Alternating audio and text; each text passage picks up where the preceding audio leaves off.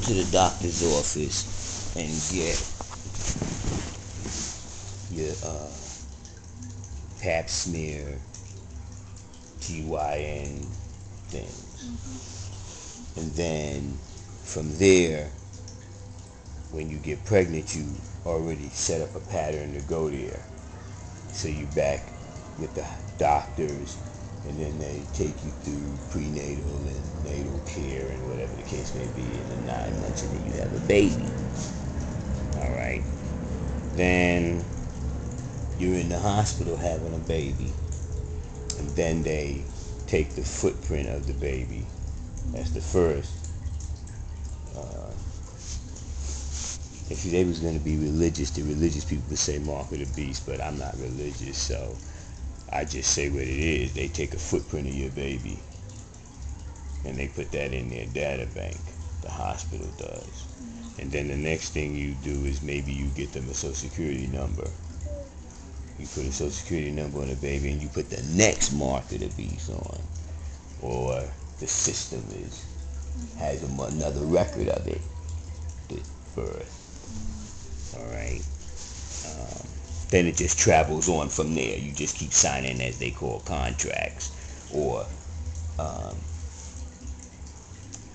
giving up your rights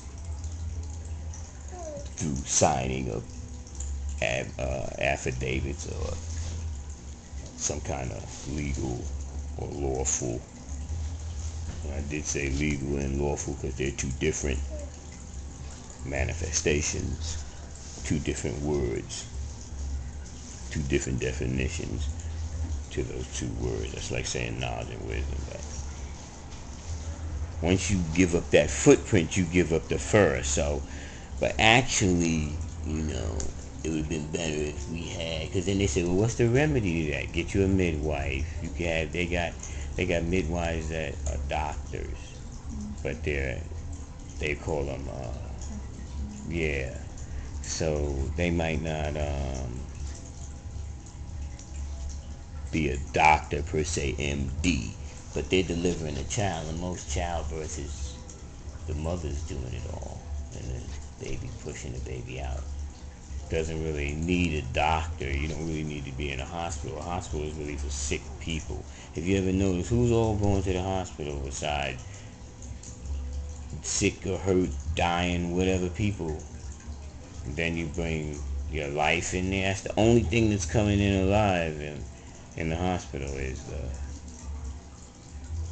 because the hospital's not really made for birth. They just went ahead and got a birth ward since everybody was coming to them anyway. But they really for somebody that's hurt, sick, dying, whatever the case may be, in that area. However you want to say it. Hurt, sick, dying. I can't think of any other words. I'm sure there are. But I can't think of any of them.